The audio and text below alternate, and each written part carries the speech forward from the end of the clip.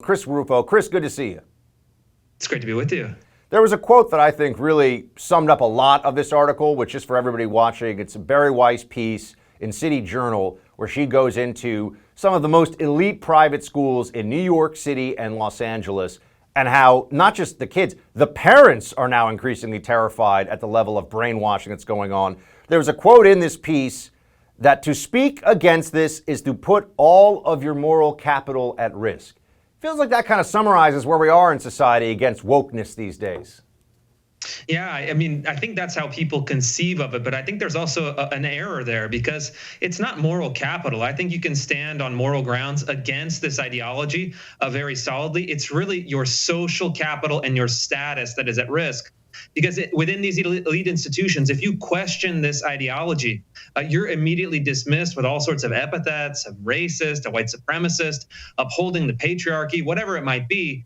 And that's what terrifies elite Americans more than anything, is the loss of status. It seems amazing as well, and this is part of the article. I know you've covered this too in your work and research.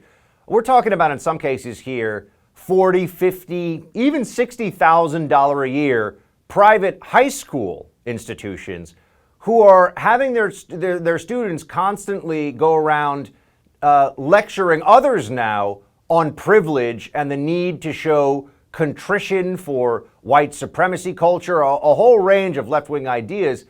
Why are these institutions of privilege posing as social justice warriors against privilege? Well, I mean, the hypocrisy is clear, right? You have some of the most privileged people on earth denouncing others for their privilege. But I think what's happening is that this is the elite ideology. So it's not a surprise that it's being perpetuated in elite primary and secondary school education systems. The question that I think conservatives need to wrestle with is how do you push back against this within those elite institutions? Because whether we like it or not, these are the high school kids that in 20 years are going to be running companies and institutions and universities. It's time to really tackle this problem now and not just dismiss it as an elite fad. Well, it feels like we do need something of a counter wokeness revolution, right? Or a counter revolution against wokeness.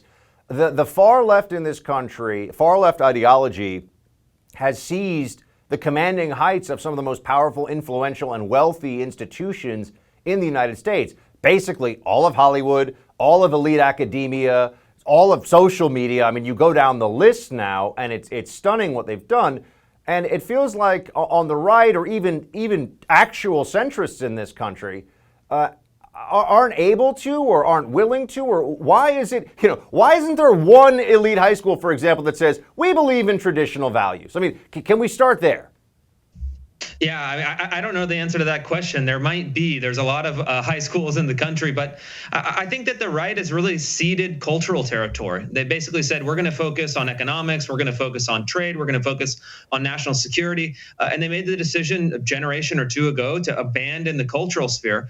I think that already is changing, though. I'm actually very optimistic. I think that if you look at social media, if you look at comedy, if you look at other bright spots within the culture, people are starting to realize that this ideology is not only morally and politically wrong, but actually it's not fun, it's not forgiving, it's not enjoyable to be a part of that culture. So I'm optimistic, and I know that people who are in the kind of Gen Z category, it's now become cool and popular and rebellious to fight against wokeness.